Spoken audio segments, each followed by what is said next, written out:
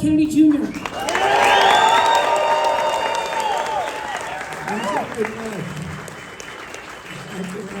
Thank you to all of you for coming out here on a Sunday night. I want to thank Daniel Shu for opening up his place for this launch. I was in San Francisco 3 weeks ago, and I spent almost a year in San Francisco, the better part of a year.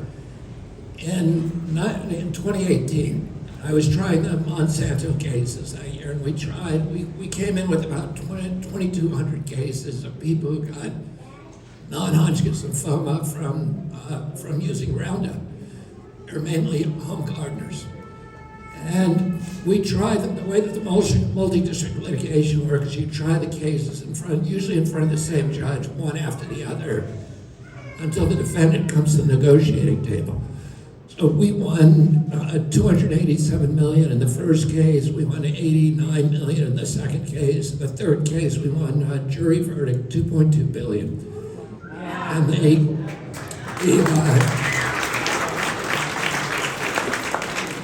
and then Monsanto came to the table, and we settled for $13 billion. And they have to, take Roundup off the market and for certain use for home gardening. But I spent most of the year in San Francisco, which is one of my favorite cities in this country, the most beautiful city in the country. And every morning, I would go down to Union Square to a gym down there to exercise before I went to court. And Union Square in San Francisco is like Fifth Avenue in New York. It's where all the big shops are. So it has Macy's, Bloomingdale's, Nordstrom's, Gap, Old Navy, Levi, and then it has all the big international brands like Gucci, De La Valle, Prada. Can you hear me in the back there? Okay. And Burberry and Ferragamo, and all these have big flagship stores. And I went there, and people come from all over the world to shop there, like in Fifth Avenue, from Asia and everywhere. I went back there 3 weeks ago, and all of those shops are closed. All those stores. So it's just acre after acre of plywood. And this city, this incredible city, is just gutted. And it's happening because of the chaos on the streets, because of the homelessness crisis that has made it, people not want to shop there because it's dangerous, it's unsanitary, there's a lot of shoplifting and just chaos. And I came away from that because I love that city so much, really kind of feeling traumatized by what I had seen. And I spent some time trying to figure out, to read about and research hopelessness, what the cause of homelessness and the cause and cures of homelessness. We have 525,000 homeless people in this country, but half of them are in California, which only has 12% of the population. Oh, the question is, why are all these homeless people in San Francisco? And my initial bias before I started researching it was that homelessness was a feature of drug addiction and severe alcoholism, and that it was the people who were homeless were mainly mentally ill, and that it was also a feature of extreme poverty, and also people who tended to go homeless in certain parts of the country, like Detroit or New York, and they didn't want to spend the winter in the snowstorms sleeping on grates, would naturally migrate to San Francisco. San Francisco has a famously welcoming social service system and very generous.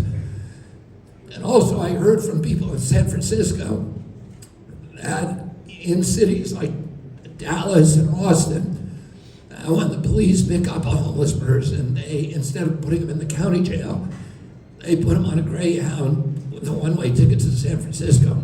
I don't know if it's true or not. That's what people in San Francisco told me. But when my son Connor introduced me to a writer called Matthew Desmond, who's the world's authority on homelessness. He's written a book called Evicted. and he's done a lot of podcasts and lectures. And what he shows there, he went with University of San Francisco researchers, and they interviewed all the homeless people they could in San Francisco, and they gave them questionnaires, thousands and thousands of them. And what he found was that the people who are homeless in San Francisco are from San Francisco, overwhelmingly, almost all of them. So they didn't come there from someplace else. He also shows that there's areas of the country, like West Virginia and Detroit, that have much higher drug addiction levels, much higher poverty levels. San Francisco is the richest city in the country, and yet they don't have homelessness problems. And what he shows is, and that mental illness is very high among the homeless, but not when they go homeless. People become mentally ill when they're on the street very, very quickly, like within 3 days. People start experiencing forms of psychosis after only 3 days out of the street. So, and what he shows is the only common denominator, the common variable, is high housing prices. And California has the highest housing prices in the country. And what he shows is this epidemic of homelessness and the chaos, the economic chaos and the social disintegration, the community disintegration that accompanies it in California. The epidemic in California is mounting like a tsunami and is about to roll across the country because of the dramatic escalation in housing prices in our country. You know, all prices are rising because from inflation. Inflation comes because we spent $8 trillion on wars, $16 trillion on COVID. And the politicians didn't have the guts to come to us and ask us for the money in advance through taxes. So they tax us afterwards with a stealth tax called inflation, which affects the poor, which affects middle class, working poor, and people on fixed incomes. Well, but housing has gone up more than anything, much more than, food's gone up, healthcare, childcare, all of those costs, but nothing like housing. 2 years ago, the average cost of a house in this country was $215,000. Today it's $400,000. The interest rates have gone from 3% to 5%, 3% to 7%. The true cost of a house to a young couple who wants to get into their first house is now 3 or 4 or 5 times what it was 2 years ago. And there's a whole generation of kids that have just given up on owning a house, including my own kids, who, I have 7 kids. My oldest one, who's 39, is in a home. But the other ones, who are all between 20 and 32, they're worried about paying their college loans. None of them are thinking of getting in a home, and none of their friends are. And why are the housing prices going up? Well, there are 3. The main reason is that there's 3 giant corporations, including one of them that's the wealthiest corporation in the world, BlackRock, State Street, and Vanguard, that already own 88% of the S&P 500. So they own all the business in our country. They've now decided they want to own all the land. They're buying the farmland, and they're buying up the residential, including the single-family homes. So today, 5% of single-family homes are already owned by these big corporations. And they're on track within 6 years to own between 40 and 60%. And they're going to change this country from a nation of homeowners to a nation of renters.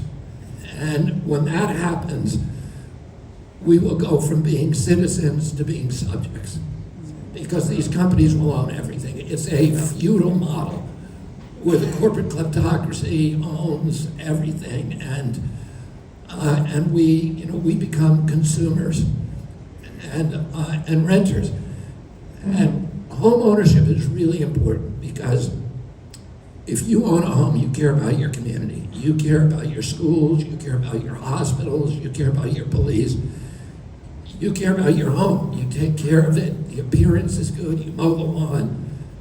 You care about your neighbors. But more importantly, you have an introduction to capitalism, because you have ownership, you have equity. That means you can borrow money. So if you have an entrepreneurial impulse, you can always take a second mortgage and you can do something. You can buy something very, inexpensive, like a sewing machine, or you can bet the whole thing on a restaurant or a retail outlet. And I grew up during a period that economists call the Great Prosperity, a 50-year period after World War II, when the United States of America became, the middle class of our country became the greatest economic engine in the history of mankind. When I was a boy, when my uncle was president, we owned half the wealth on the face of the earth in this country. We were the greatest exporter of goods. And it all was kicked off immediately after World War II. The GI Bill and some other legislation that got an entire generation of Americans into homes, so that then they could borrow money, they could build businesses, and they could demonstrate what Franklin Roosevelt called America's industrial genius. And today we're moving in the opposite direction. And there's a whole generation of kids who've given up on that ambition, that central ambition with a central promise of the American dream, was that if you worked hard, if you played by the rules, you could finance a home, you could take a summer vacation, you could raise a family, you could put something aside for your retirement, and you could do that on one job.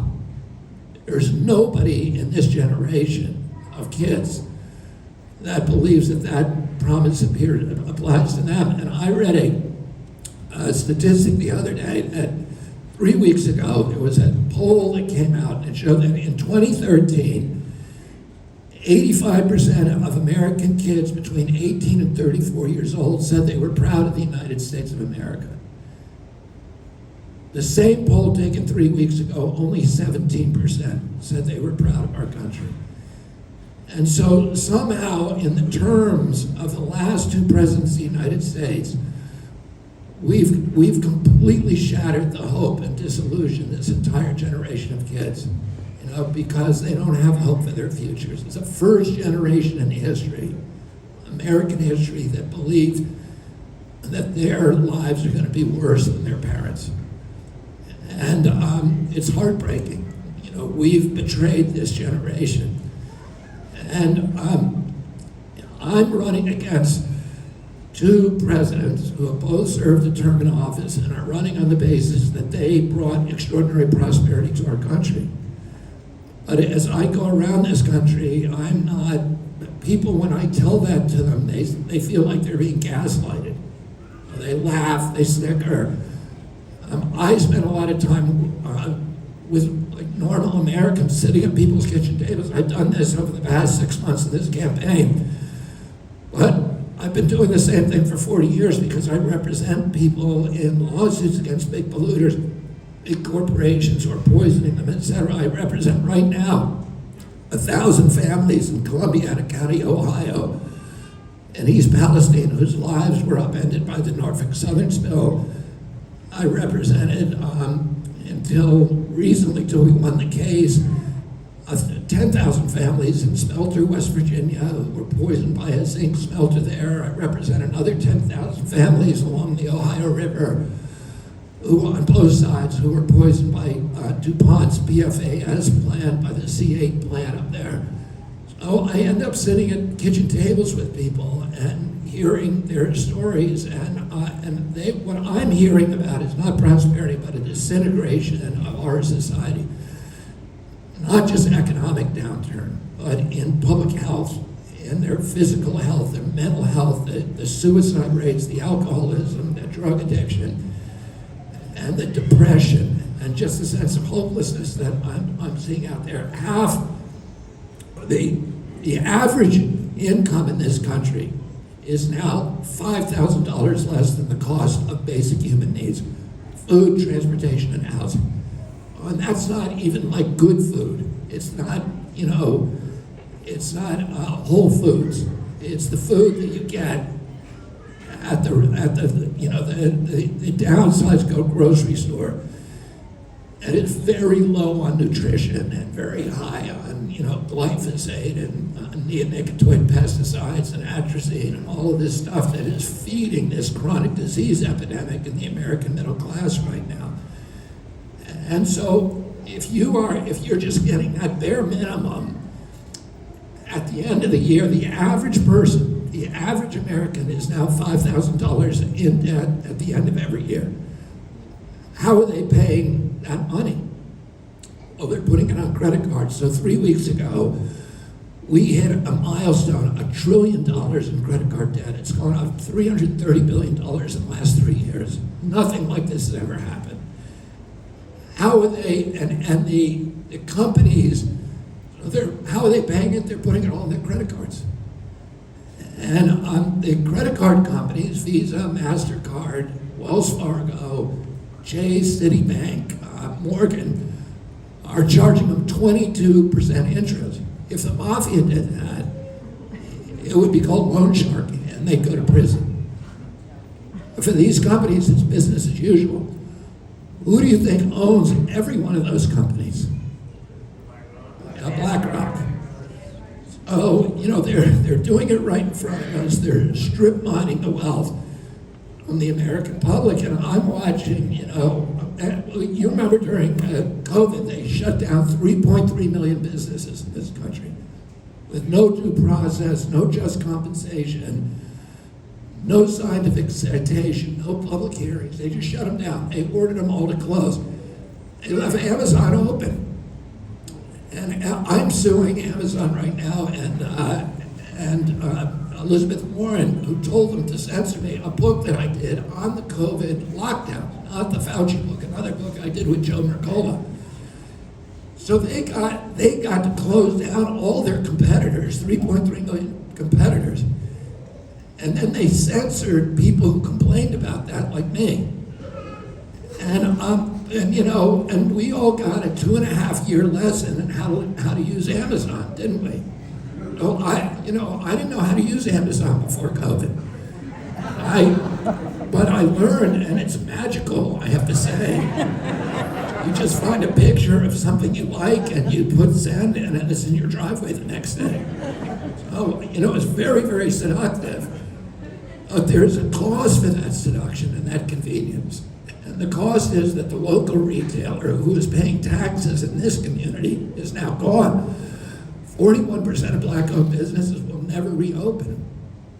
And he's the guy who is paying local taxes. He's the guy who had a plaque on his wall, a thank you, a gratitude pat from the local Boy Scout troop because he was supporting them. He's the guy who hired your kid during summer vacation, who was paying for, for me, the local merchants, paid for my kids' hockey jerseys, and they paid for their Little League uniforms. And those guys and so all of that money was recirculating in our community. The extra money we paid them Amazon is undercutting them, but the extra money was recycling in our community and coming back to benefit us in 100 little ways. And they're gone now. But at least Amazon is paying taxes locally here, right? No. But at least they're paying federal taxes. No. Last year they paid 0. Oh, they're doing it right in front of us. And who do you think is the biggest owner of Amazon? Yeah, BlackRock and Vanguard, 2 biggest owners. I'm watching Americans make choices that I never thought I saw in Latin America. I talk to elderly people and their kids, elderly people who are cutting up pills to make their prescriptions last the week. People who are mothers who are buying cheaper ingredients to get through the checkout line at the grocery store. I talked to a kid the other day who told me every Tuesday he has to make a choice between having a meal and filling his car up with gas. And a young couple who's in a rental apartment they can no longer afford. The rents are being driven sky high by this consolidation of ownership. And having a baby in their lap and arguing with each other as the baby's crying, and they have to argue about whether the baby may be $50 sick or $100 sick or $1,500 sick before they bring them to a hospital. These are things that didn't happen before, and 57% of Americans did not put their hands on $1,000 if they had an emergency. Oh, and if you're in that category, which is more than half of the people in this country, and the engine light comes on in your car, it's the apocalypse, because you can watch your life circling the drain. You can see that you're not going to be able to pay that mechanic. You're going to, you can't get to work. The car's going to break. You won't be able to get to work. You'll lose the job, and then you're going to end up on the sidewalk like those people in San Francisco who are not drug addicts. They weren't mentally ill.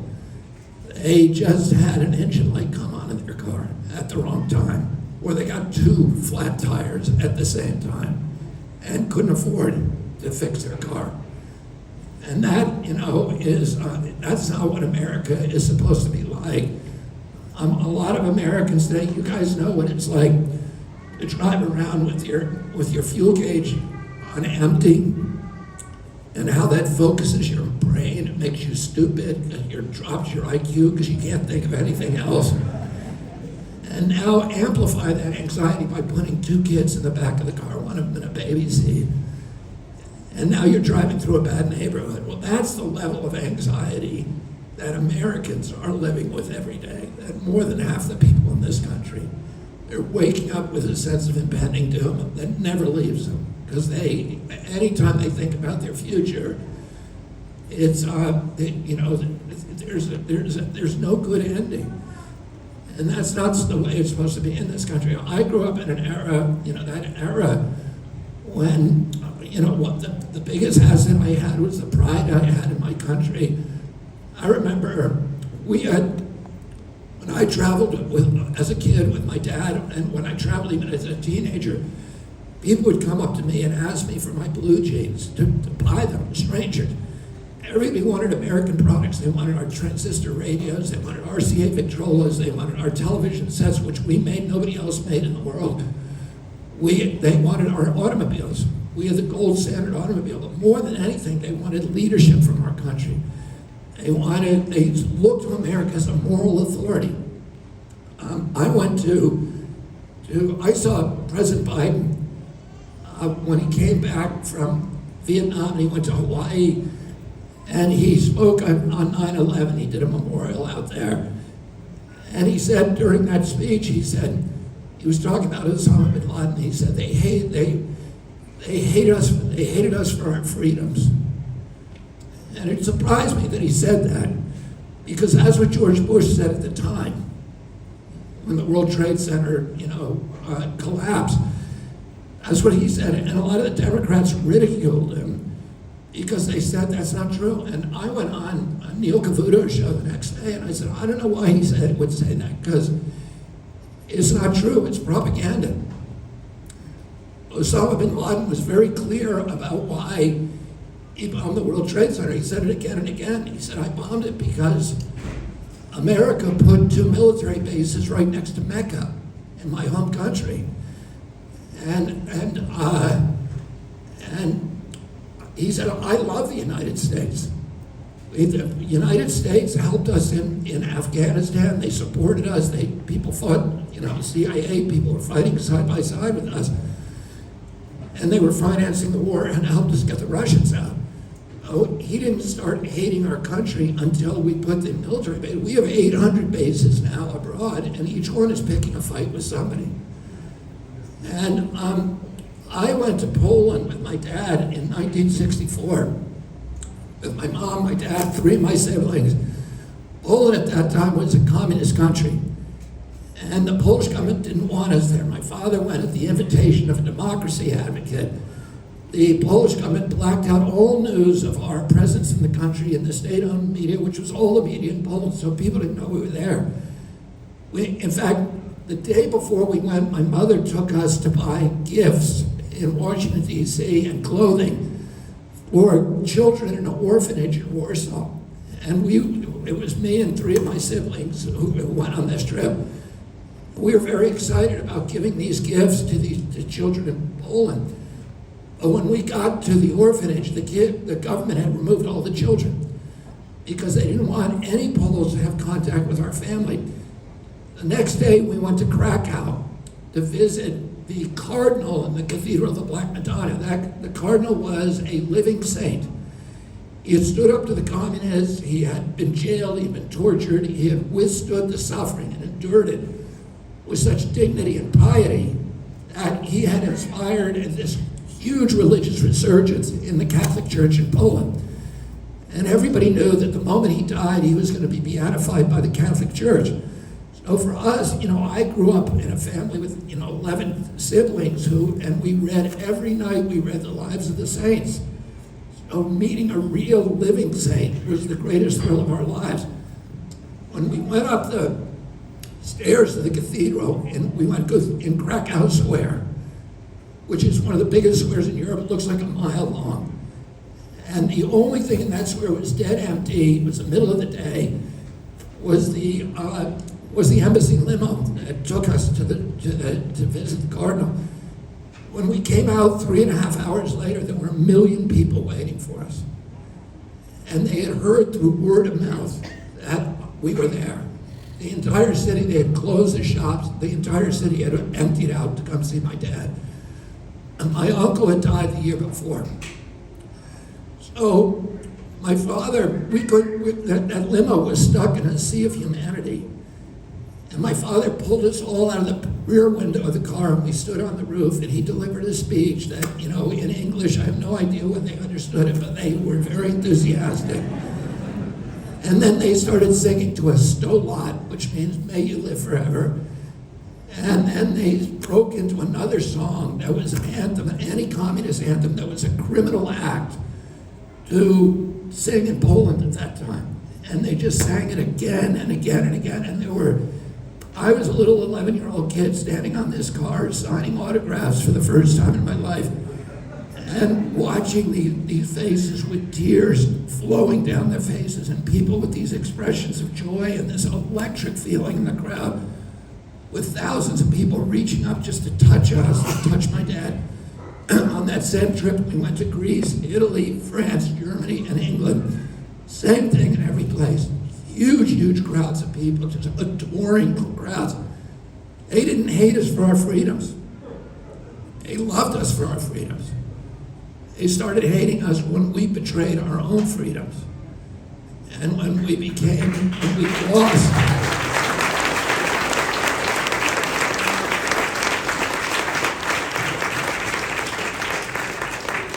And when we lost our moral authority. One of the reasons that they loved us so much there, and that America was so highly respected, is because my uncle, President Kennedy, had made a strategic choice to project economic power abroad rather than military power. He kept the country out of wars. He was asked by his best friend, one of his 2 best friends, Ben Bradley, who at that time was running the Washington Post. He was asked, "What do you want as the epitaph on your gravestone?" And my uncle said, "He kept the peace." He said the primary job of a president of the United States is to keep the country out of war. He said he didn't want African children and Latin American children and Asian children, when they heard the word, United States of America, to think of a man in a gun, with a gun. He wanted them to think of a Peace Corps volunteer. He wanted them to think of the Kennedy Milk Program that provided nutrition to millions of malnourished kids around the world. He wanted them to think of USAID and Alliance for Progress, which he created to put America on the side of the poor, to build the middle class, to end run the oligarchs and the juntas. And because of that, my uncle today, there are more statues to John Kennedy, more boulevards named after him, more avenues, more streets, more universities, hospitals, neighborhoods in Latin America and Africa, Asia than any other US president, probably more than all presidents combined, because it was a strategy that was good foreign policy. It made us friends around the world. And my uncle, when he became, 3 days before he became president, I was at his inauguration. 3 days earlier, on my birthday, January 17, 1961, Dwight Eisenhower, the outgoing president, made a speech, that his farewell address, that today we have to regard as the most important speech in American history, where he warned America against the domination, the emergence and domination by a military-industrial complex, which would destroy America as an exemplary democracy, which would transform us into an imperium abroad and to a surveillance state, a security state, a garrison state at home. And my uncle had the same feeling, the same troubled feeling about what was happening with the military-industrial complex. 4 months into office, he was lied to. His top 3 CIA officials and some of the military brass about the Bay of Pigs. And when those men were dying on the beach, which was the lowest point of his presidency, he took public blame for it. But privately, he famously said to his aides, "I want to take the CIA and shatter it into 1,000 pieces and scatter it to the wind."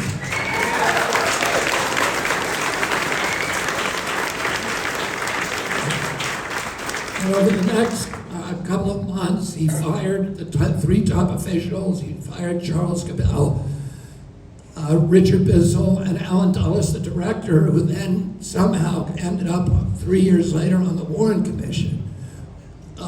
For the next 1,000 days of his presidency, he was in a pitched battle with his own military-industrial complex, and he kept us out of war. He kept us out of Laos. The Pentagon called him a traitor. He kept us out of Cuba in 61, Cuba in 62. He was again called a traitor for that. He kept us out of Berlin in 62 during the Checkpoint Charlie crisis, and he kept us out of Vietnam. His top aides, Max Taylor, the people he really loved and trusted the most, General Maxwell Taylor, Averell Harriman, Bob McNamara, Dean Acheson, all told him he had to send 250,000 combat troops to Vietnam, or the government was going to collapse. And he said again and again, it's their government. It has to be their fight. We can't fight their war for them. And he ultimately sent 16,000 advisors over there. They technically were not allowed to participate in combat, but some of them did. And in October, and by the way, 16,000, that's fewer troops than he sent to Oxford, Mississippi to get one black man into Ole Miss, in 62. So it wasn't a lot of troops, but in October 22nd, 1963, he heard that a Green Beret had been killed in Vietnam.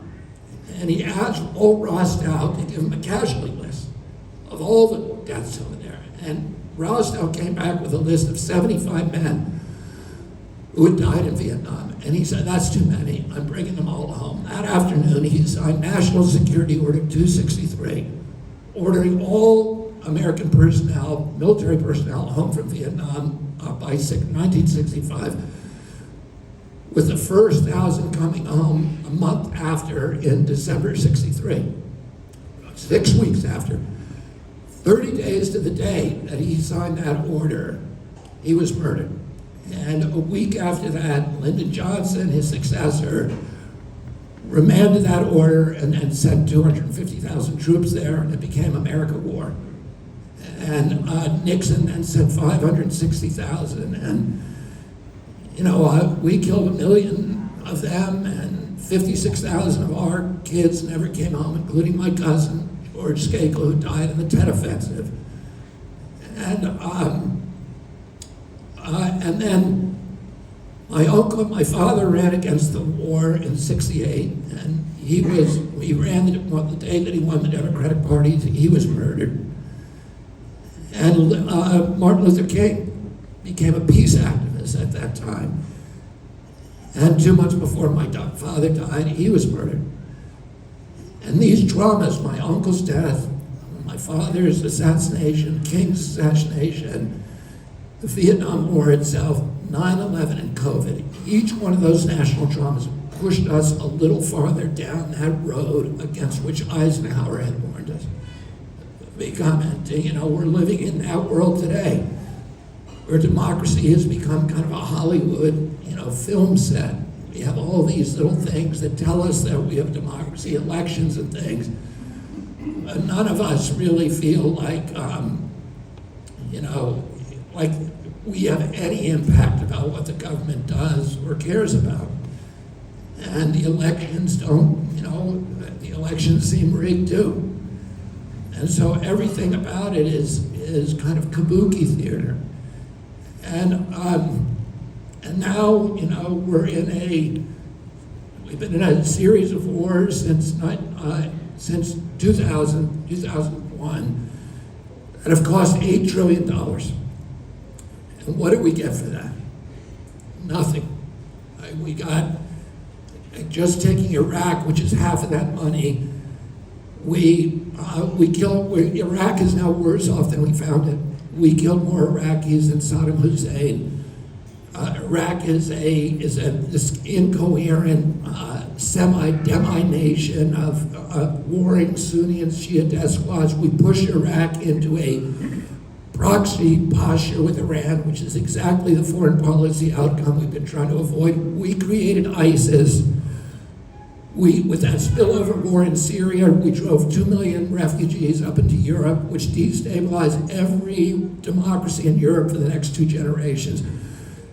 Brexit is a direct result of the Syrian war and the refugee crisis. The riots that are happening now in France are a direct result of that.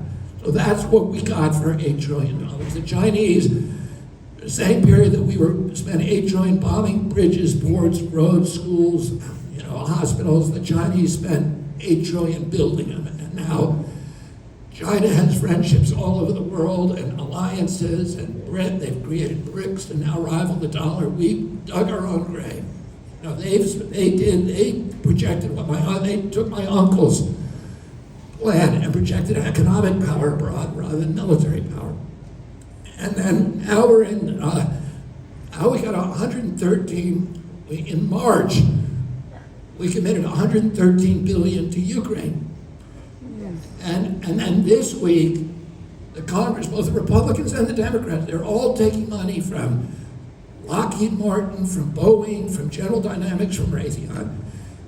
They voted another 24 billion for Ukraine. And that's in 1 year. 140 billion in 1 year. The entire budget of EPA is 12 billion. That's all we got for the environment in this country, $12 billion. We sent 12 times that much in 1 year to Ukraine for a war that should have never been fought, a war the Russians repeated 2 times, tried to settle on very, very good terms for us and for Ukraine. And it was individuals in the White House, it was Jake Sullivan, Anthony Blinken, Avril Haines, and Victoria Nuland who said, no, we want a war, and forced Zelensky to tear up those agreements. And now we've got, we're spending all this money over there, and the big expenses, even if we end the war today, we're going to spend another $500 billion over there rebuilding the country.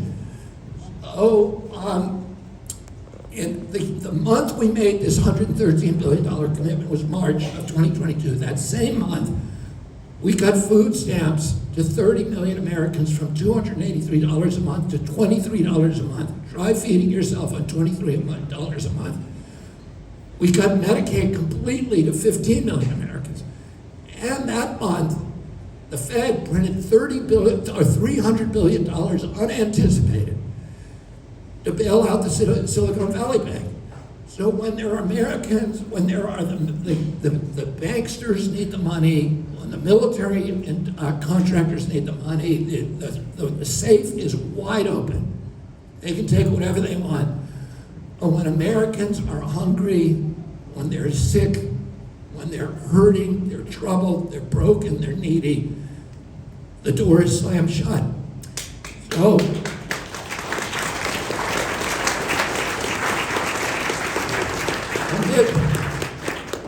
Mitch McConnell was asked that month on national TV, he was asked, do we really, because Republicans are supposed to care about the budget on deficits, and a reporter asked him, do we really have $113 billion to send to Ukraine, an area of no strategic importance to the United States? And he said, don't worry, it's not really going to Ukraine, it's going to US military contractors, and that's good for our country. So he just admitted, what we've all been accusing him of is that it's all a big money laundering scheme. Raytheon, General Dynamics, and Boeing and Lockheed. Now, who do you think owns every one of those companies? BlackRock. And then I saw in the Republican debate,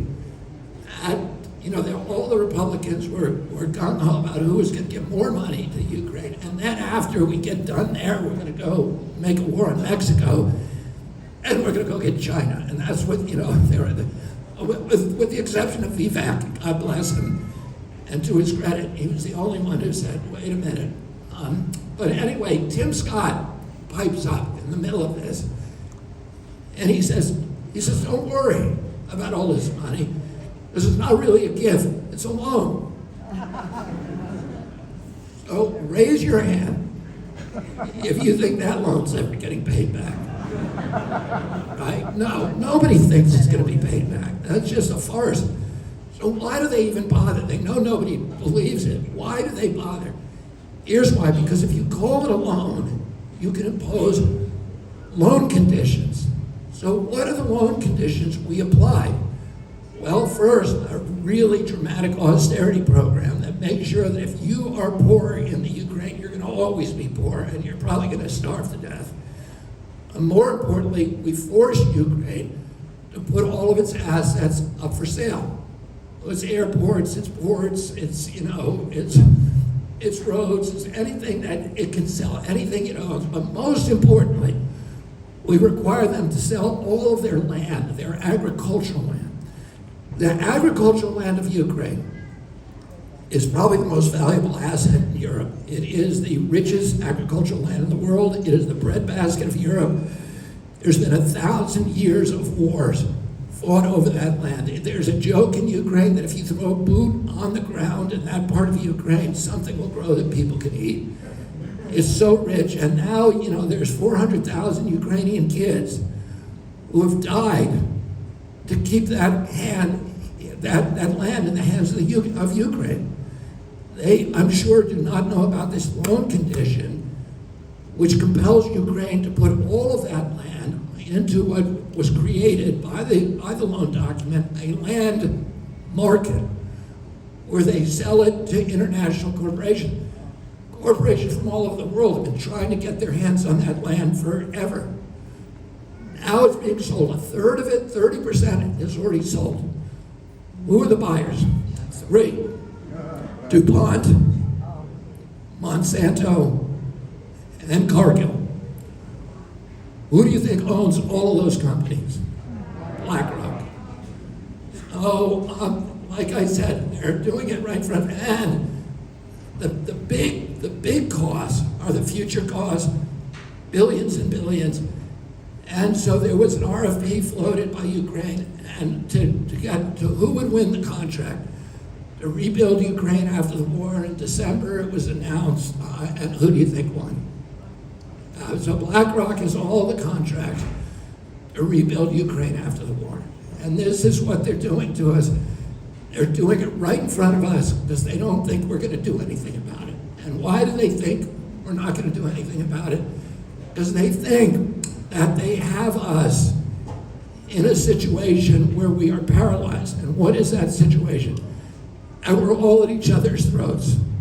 And they have it so that blacks and whites are opposed, Democrats and Republicans, that we're fighting and bickering with each other. And that makes it so that we can't do anything to the guy. It's like the jangling, all of the culture war issues are the jangling keys. They're saying, look at these keys over there and keep fighting each other. Oh, they're robbing the bank over here. And it works, and it's worked forever. And you know, if the king and queen look over the balustrades of their castle, and all of their subjects are fighting with each other, they go back to the banquet hall and they pop champagne corks, because they know nobody's coming over the wall after them. And what my objective is in this campaign, and the 13 months that are coming, and the next years of my presidency, is to stop the bickering, to find the values that we all have in common, which are so much larger than the things that they use to keep us all apart.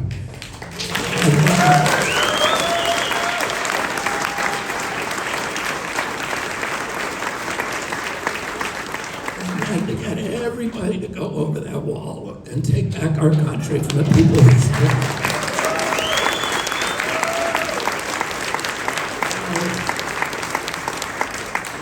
You know, I ran because I feel like I'm uniquely situated to fix the issue. The biggest issue, which is the center of everything, is this corrupt merger of state and corporate power. And the place that we see that is in the agencies that are captured by the industries they're supposed to regulate, have been transformed into sock puppets for the industries they're supposed to protect us against. And I've spent 40 years suing those agencies. I've sued almost all of them. I've sued DOT, I've sued USDA. The purpose of USDA was to protect small farmers and to preserve and nurture them and to make sure that we have a healthy, wholesome food supply. And they actually functions to do exactly the opposite of that.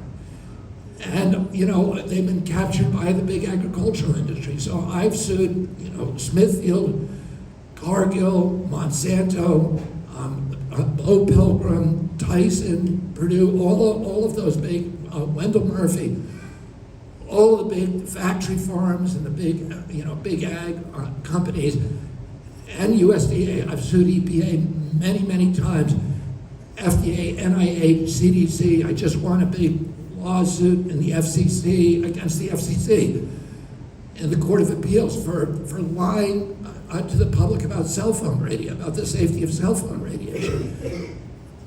So every time you sue one of these, it's like getting a PhD in agency capture. I know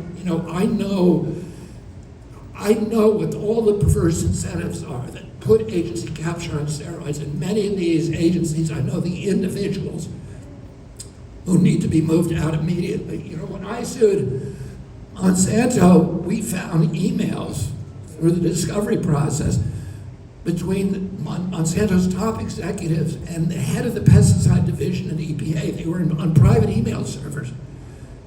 And it turns out this guy, whose name is Jess Rowland, for a decade was secretly working for Monsanto while he was driving, while he was pulling a paycheck from the US taxpayer. He was working for them the whole time, and they were writing him letters saying, you got to kill this study, you got to falsify this science, you got to, get these ghost writers in, these phony scientists, we call them biostitutes, that the industry, hires. And at one point, we found one email chain where they're telling him there's another agency, ATSDR, that's going to do a study that might link Roundup to cancer. You got to kill it. And he said, it's not even my agency, and they said, you got to kill it anyway, figure out a way to kill it. And he finally says, okay, I'm going to kill it. The agency's called ATSDR. He said, okay, I'm going to do it, but you need to give me a gold medal. So the first two judges would not let us show that to the jury.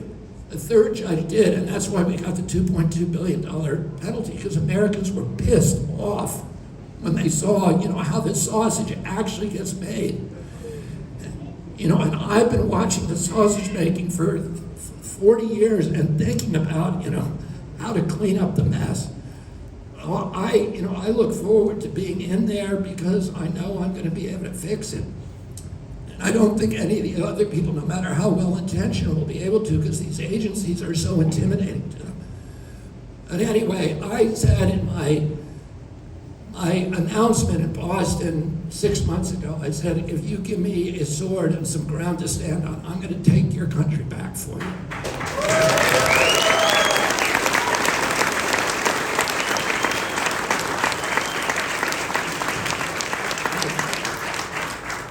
I can't do that alone. I need your help. And so, and here's how you can help. You can go to Kennedy24.com, and if you can give money, do that. You know, $5, anything you can give. But if you can't do that, then volunteer. We now have 220,000 volunteers, more than 10 times what any other campaign has. We have an energy, we're getting crowds like this everywhere. I just spoke a couple hours ago to over 600 people in Asheville, North Carolina, and you know, we're getting these bigger crowds than anybody else is getting, except for President Trump. And much bigger than President Biden's crowds. He can't put together a crowd like this.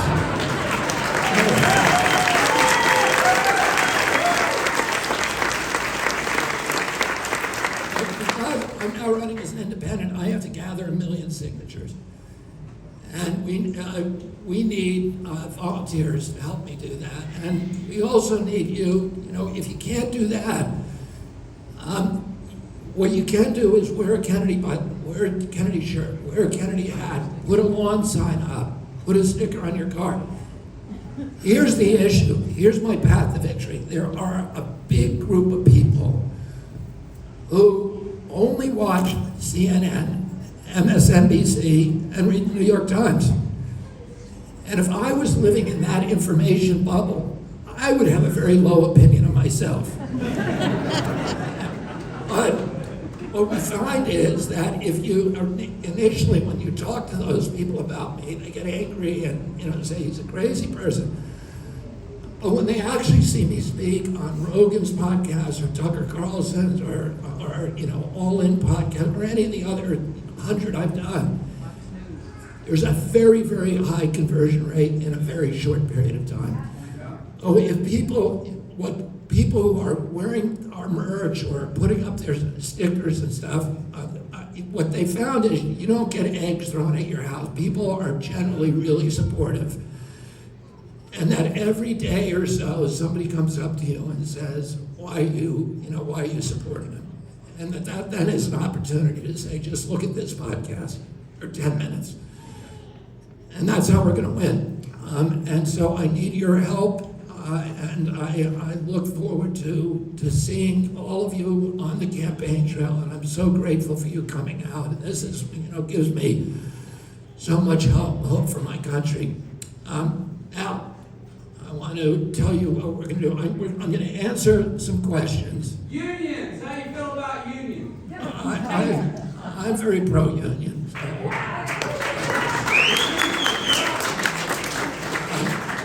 But let me just say this. We're going to answer some questions, and then I'm going to do, for any of you who want, I'm going to take a selfie with all of you, and with each one of you individually. So we're going to do a selfie line. This seems like a big crowd to do that, but we did 600 people in Charleston in 24 minutes. We have a system for doing that. We all got 1 second to talk to you, so it's not going to be a long conversation. But if everybody walks fast while they do it, we can get this done really quickly. So I'll do that after we take a few questions. So why don't we just, I'll pick on people and you can shout out your question. Yeah. We have a microphone too. Yeah, when you shout it, I'll repeat it. Would you consider Tulsi Gabbard as a vice president? I really like Tulsi Gabbard. I get along with her. I spend a lot of time talking to her, and we have a really good relationship. So she is definitely somebody that I would consider. Yeah. Question, suggestion. When it comes to housing, can something be done in the housing market when residential family homes come on the market that says only owner occupants can have first dibs on these houses to buy them, so that these LLCs and corporations and mutual funds are not coming into our communities and outbidding us at least $25,000 over asking cash that we simply can't compete with, and say when a home comes on the market, only an owner occupant has first dibs on that house, like say 60, 90 days, and then if it can't sell, then let them fight for it. Is that something can be done? Yeah, that's an interesting idea. I think it probably would be unconstitutional because it's a diminution of the property value. So the owner of that house is trying to sell it. It's taking away value from his home without due process and just compensation. But let me just tell you, we have a plan for doing this, and the plan is that, I didn't go into detail because, I don't want to keep you guys here all day, but I'm going to issue a new class of mortgages as soon as I get in there. First of all, I'm going to work on changing the tax code to make it less advantageous for those companies to own 10,000 homes. Because what happens is,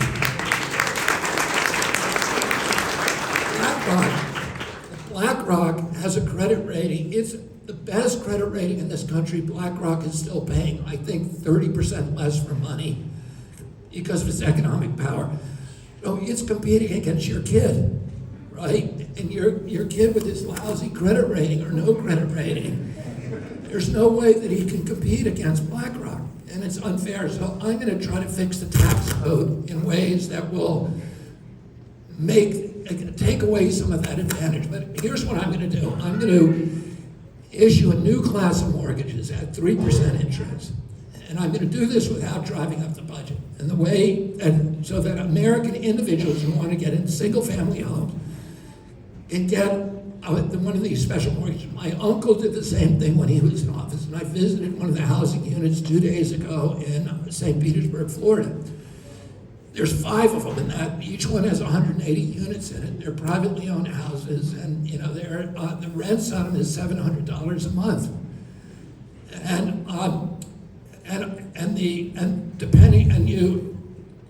the rents go down. So as you're depending on your income. But what I'm going to do is something similar, which is to create a 3% mortgage, and I'm going to finance it by selling Treasury bills at 3% tax-free. So the market will pay for it. And the way that I'm going to do it, if you have a rich uncle and he will co-sign your mortgage, then you can get a much better rate because the bank is basing your interest rates not on your lousy credit rating, but on your uncle's fantastic credit rating. I'm going to give every American a rich uncle, which is Uncle Sam. And I'm going to have Uncle Sam close on your mortgage at that rate, for single-family homeowners. And then, if you default, then Uncle Sam owns the home, and that's what Freddie Mac and Fannie Mae did.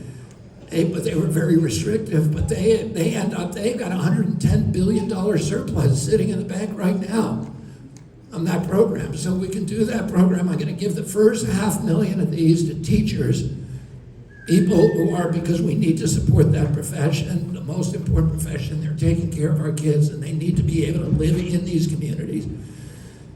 And then I'm going to open them up to all Americans. Sex trafficking. What are you going to do about it? Obviously, I don't like sex trafficking.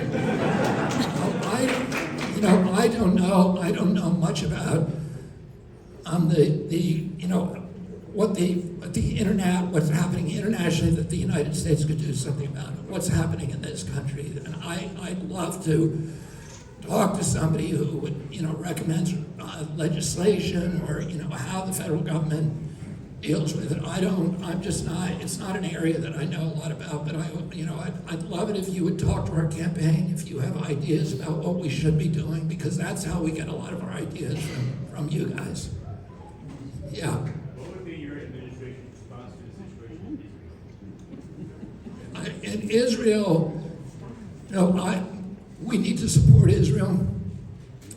And Israel's our most important ally in the Mideast. The reason that it's important, it's been our ally longer than any other for 75 years. And it is a bulwark. It's the only democracy in the Mideast. It's the only place where there's press freedom. It's the only place where there's religious freedom. It's the only place where, where gays are protected, where women are protected. and you know, it's a bastion of freedom, and you know, Israel, Palestinians can vote, they can hold political office, they serve on the judiciary, including the Supreme Court,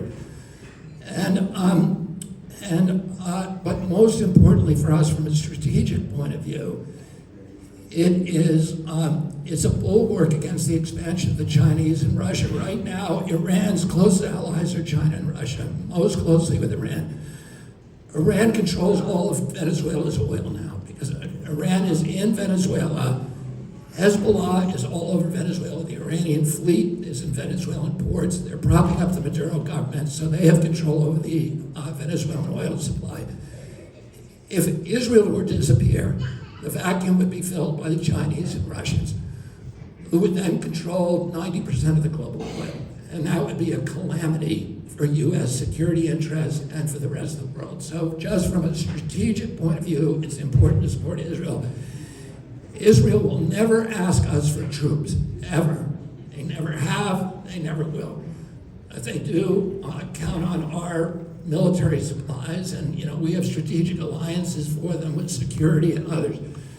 Now, in terms of the fairness to the people in Gaza, you know, I particularly, you hear stuff which I would say is very ill-informed about what's happening in Gaza. Gaza, you know, the Israelis, Gaza was taken by the Egyptians in 1948 when Israel became a nation. Israel, by the way, Israel, you know, a lot of people on the college campus say Israel took that land from the Palestinians. It's not true. The Jews have been there for 3,700 years, continuously occupied. When the Ottoman Empire was destroyed by the Allies in World War I, the protocols was that in each area, each prefecture of the Ottoman Empire, the local inhabitants would become the governors. And the British Commission, which is called the Peel Commission, went into Israel. About a third of the population was Jewish and 2/3 was Palestinian, and they figured out that was Arab, that the Arabs would not tolerate the Jews if they were ruled over them. That they would not give them rights. They would force them to obey Sharia laws. They would be second-class citizens like they were under the Ottomans. So they said the way that we're going to do it is we're going to divide up the areas of Palestine that are predominantly Jewish, where there's a majority Jewish, will become Israel. The areas that are predominantly Arab will become Transjordan, which is now Jordan, and Palestine. So in the place that was Israel, there were 548,000 Jews and 390,000 Arabs. And the Arabs wouldn't agree to this. But after World War II, everybody said, okay, they tried to exterminate the Jews. They need a homeland. They need a safe haven. They need, like my religion, the Catholics have the Vatican, which defends not just Catholics in Vatican City, but all over the world. All of the surrounding countries are theocratic states. They're all Muslim, officially Muslim. The Jews need their own state. Israel declared independence. They were immediately attacked by 6 Arab nations simultaneously. This little sliver 9 miles across. And because they were fighting, and the Arabs vowed to kill every Jew. And because they were fighting for their lives, they won. And then Egypt at that time occupied Gaza, which was part of the Palestinian state. In 1967 war, they attacked Israel again, and Israel won back Gaza. And in 73, during the Camp David Accords, Israel gave back, in exchange for peace, they said, we'll give everybody back their land that we won from them in exchange for a peace agreement. The only people, the Egyptians agreed, and they gave back Gaza, they got Gaza, and the Jews gave back the Sinai. They tried to give back Gaza, but the Egyptians didn't want it because it was so much Muslim brotherhood in there. And they said, these people are just going to cause us problems. So the Jews then, Israel in 2005 said, we're going to give you your land. There were a lot of Jews living there. They moved all the Jewish settlers out, 15,000 of them. They moved the army out, and they said to the Arabs, the Palestinian Authority, we're giving this back to you. They had signed the Oslo Accords, the peace agreement. They said, we'll give it to you, back to you. So they did without conditions. As soon as they did that, the Hamas went in, which hated the Palestinian Authority. They took all of the Palestinian Authority leaders and threw them off of high rises. And they declared war on Israel. Israel had, Shimon Peres said, we want to take out Gaza as a potentially very wealthy nation because it has these beautiful ports. They said, we want to turn Gaza into the Singapore of the East. They had, the Jews who lived there had created this extraordinary infrastructure of agricultural infrastructure of hothouses. That was a giant agricultural producer. As soon as Hamas came in, they said anything Jewish must be destroyed. They destroyed all the hothouses. They said we don't want to become Singapore. If we want that, we'll do it ourselves. We don't want Israel's help. Israel has offered to help them. They declared war on Israel. Since then, they vowed, their charter to this day says that vows, pledges to destroy the state of Israel, to exterminate every Jew in the state, and then exterminate every Jew in the world. That's in their charter today. So Israel, and then they started immediately sending rockets across. They've sent 30,000 rockets into Israel to hit civilian targets since 2005. What country would tolerate that? You hear the students. Imagine if Cuba sent 10,000 rockets. How many rockets do you think if Cuba sent them before we invaded Cuba? Right? One. Oh, they sent 10,000 a year. Now, in the last couple of years.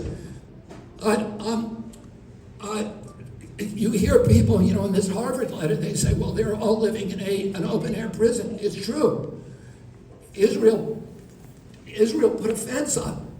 They didn't put a fence up to put people in a prison. They put a fence up because Gaza declared war. Hamas declared war and was sending suicide bombers over to kill Israeli civilians. So, they had to do that. And, the kind of twisted view that you hear about what's happening there just does not reflect the truth and the desperation of Israel's suggestion. Israel has offered peace repeatedly, again and again and again. And each time it was the Palestinian leadership that said no without any counteroffer. So don't believe me, but you should believe Prince Bandar bin Sultan, who was the highest intelligence official for the last 50 years in Saudi Arabia. He's part of the royal family.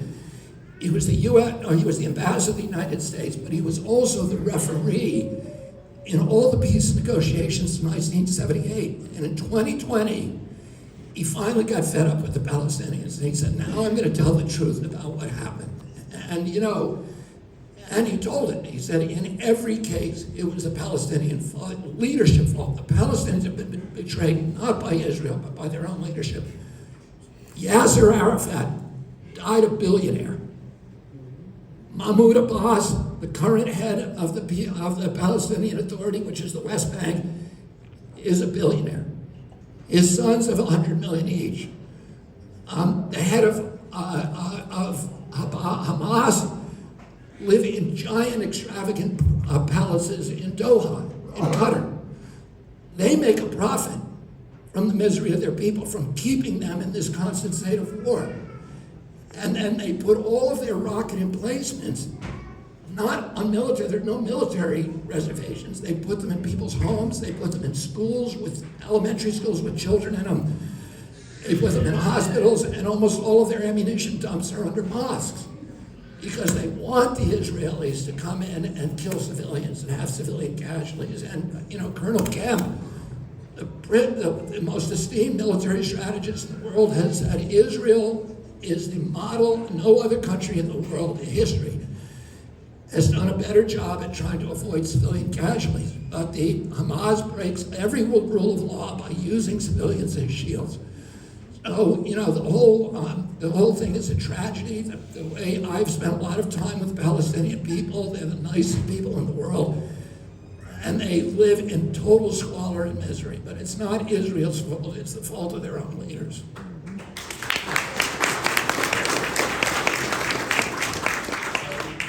recently saw a clip where you said that you wish you could punish people who do not believe. In climate change, Yeah, so my question is, was that CGI or was that?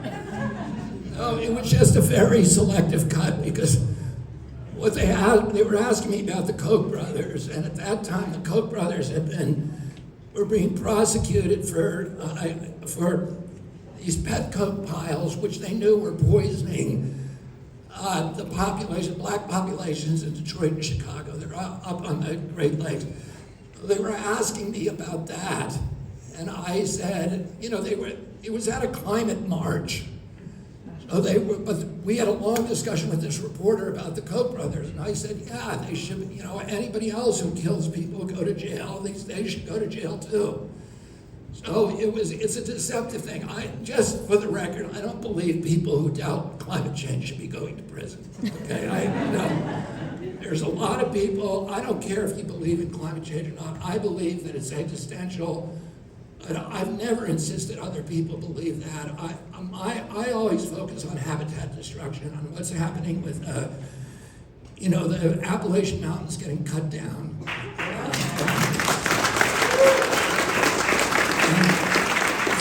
fact that burning coal has made it so that, every freshwater fish in North America now has dangerous levels of mercury in its flesh.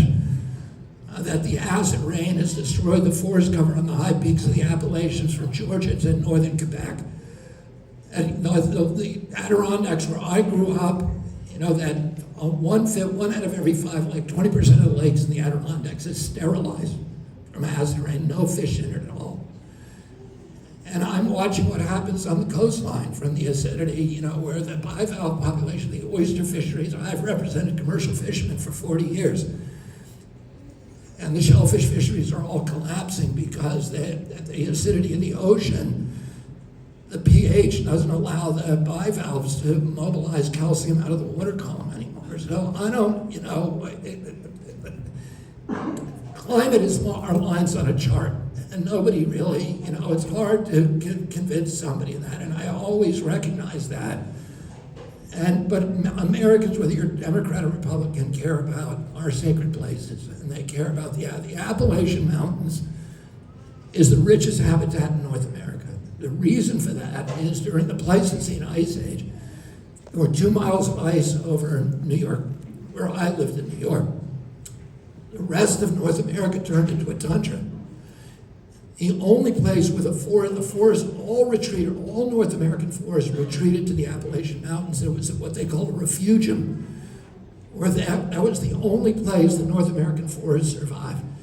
So after the ice withdrew, North America got reseeded from the Appalachians. That's where, like places where I live, like Vermont and upstate New York, there's only 3 dominant species. Appalachia, there's 70. It has more diversity per cubic meter than any other ecosystem in North America. So the fact that, these coal companies detonating 20 million tons of ammonium nitrate explosives a month, it's the equivalent of a Hiroshima bomb once a week. They're blowing the tops off the mountains and they're to get at the coal seams beneath. And they've already flattened an area of the Appalachians the size of Delaware. They've destroyed the 500 biggest mountains in Appalachia are gone. These are Purple Mountains Majesty. These are the landscapes where Daniel Boone and Davy Crockett roamed. So much of our culture comes out of those mountains, our music, everything. And the fact that we're destroying them, no American wants that. And that's what I try to focus on. Yes. Yeah. You did mention second-class citizens. What? You did mention before second-class citizens. What are your plans to advance the statehood for Puerto Rico and there are more than 4 million U.S. citizens that they don't have equality down there in our island. In Puerto Rico? Yes. Do you have any plans for the statehood, advanced statehood in Puerto Rico? Well, you know, I would leave that up to the people of Puerto Rico. I have to say that I've spent a lot of time in Puerto Rico, including in maximum security prison for the entire summer of 2001. For Vieques. So I won that Vieques case, and I got the Navy out of Vieques, which were, bombing Vieques and, causing these catastrophic illnesses in the people who live there. Oh, I support statehood absolutely for Puerto Rico, but the majority of Puerto Rico have never wanted statehood. Actually, last two referendum, the statehood has won, and it didn't have moved forward on the Congress, but it has to be. Yeah. It has to become a law. Yeah, I don't even know whether Congress can Congress just vote him in on a majority vote? No, Puerto Ricans vote with the majority vote, and then when it comes. But then when it comes to Congress, They don't do the program to start the movement towards that end, and that's where it is fine, they're not. yeah, no, I know that, but I don't know what the rules are for admitting a state, whether you need a simple majority in Congress, I don't know. But anyway, I support a statehood for Puerto Rico if they want it. You mentioned the confidence in the elections, corruption, that may have been involved in the electoral process. Are there any procedures in place that Americans are going to feel more confident in this next election? Oh, this coming election, I don't think so. I don't know. I mean, I've been saying since 2004, I wrote a award-winning article about the fixing of the election in 2004. And what I've said there, and that's when the Diebold machines were, being used, and that's when we first started using the machines. And there were a lot of problems, not actually hacking the machines, but just there were problems with the machines. And what it was clear to me then is that everybody needs paper ballots. You could use machines.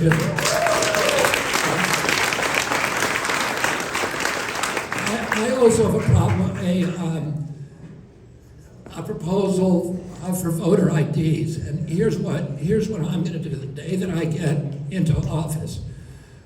I'm going to order that passport cards, which are, you get your passport at the post office, but you can get an alternative, which is a passport card, which is a federally issued photo ID, and you can get into Mexico or Canada without the whole passport. And I think they cost $65 now. I'm going to order it, and it's a barrier to a lot of people, particularly Democratic voters. If Democrats have a lot of voters who don't have IDs because they don't have driver's license. Most Republicans have driver's license, but black populations in cities, high percentage don't have licenses. Black and Hispanics, elderly people who are mainly vote Democratic. A lot of them, their licenses have lapsed. Students also have a much lower rate of licenses. The Democrats for many years have fought ID laws because it disenfranchises their constituents. But I'm going to solve that by issuing an order to the post office and the State Department to grant IDs to anybody who wants for free, who can't afford it. And what that will do, it'll make them very easily available because a lot of people can go get a driver's license, but it costs money. And you have a nightmare of going to DMV for the day. It's like, hell in most states. People don't want to do it, but you can go to, there's 33,000 post offices. You can get this at any post office. And it does a couple of things. One is, if you don't have an ID in this country, you're a second-class citizen. You can't cash a check. You can't get a bank account. It means you have to go the check cashers to cash your Social Security check, which costs you 10% every week, every 2 weeks. You have to get You can't go get on an airplane, you can't go to a hotel, you can't visit your kid at school. And so, I'm going to do that. The other thing is that if you are an illegal alien in this country, an employer cannot hire you. It's illegal. But they do anyway, because all they have to do is they have to demand one form of ID, and that's usually a Social Security card.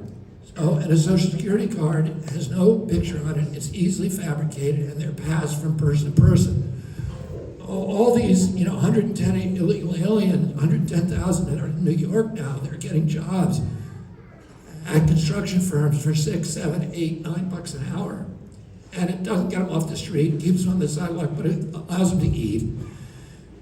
And so there's unscrupulous employers that are taking advantage of them. And those employers are bidding against union shops for the same jobs. So the union workers and the middle class gets totaled by this. What I'm going to do is just say you can't hire somebody unless they show a passport. And you know what that will do? It shuts down the border overnight. Because I talk to the people coming in. So the other thing is, Andy Young and Al Sharpton and other civil rights leaders are working on this with me. And we try to get Biden to do it, he won't do it. It's so common sense, it solves all these problems, it solves the anxiety Republicans have about, people voting fraudulently, the anxiety that Democrats have about not getting their people to vote, and it solves the border problem, in a way without doing anything. Nobody comes over if they know they cannot get a job here. And so, but President Biden wouldn't do it, but Andy Young and all these other civil rights leaders have told me that if we get this done, if I get this done, they will table all of their objections about demanding voter ID at the voting booth. All of these things are solved. It's just one of many, many common sense solutions that we've come up with. I'm going to take one more, and then we're going to do because I got to drive to Nashville now. Go ahead, yeah. Okay. So your vision about just the planet and your love for the world is awe-inspiring to me. I'm more conservative leaning, and I guess I just want to understand clearly your perspective on the ecosystem that is the womb, the first place we actually exist and thrive in as human beings, and how science we can see babies have actual pain in the womb now. I guess I'm just wanting to hear your heart on that, because I think it's kind of that issue that separates a lot of people, and I want to hear your actual conviction or your heart for the unborn. Yeah, my feeling about that is, first of all, that every abortion is a tragedy, and that we as a society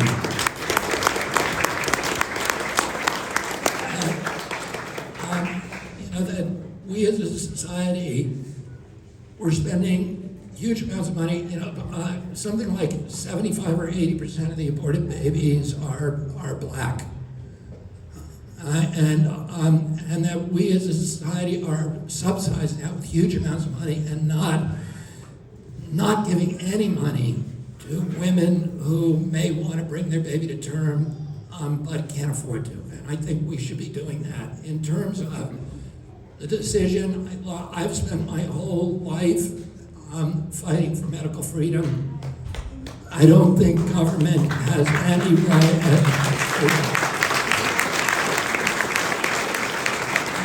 I don't think government is a good organism, let me put it that way, for making decisions about women's bodies or anything. And nothing's a good solution. It's a complex issue, and like I said, it's a tragedy, but we have to trust women. And, there's no, people worry about the rare cases about full-term abortions and stuff, but, I can just say there's no woman in the world who wants to bring a baby to term and then have an abortion, carry a baby for 8 months and then abort it. So I think we we need to, the only solution is to trust the mom, trust the women. Okay. Now, let's do it. Thank you all very, very much. And those of you who want to do a photo, we're going to do it now.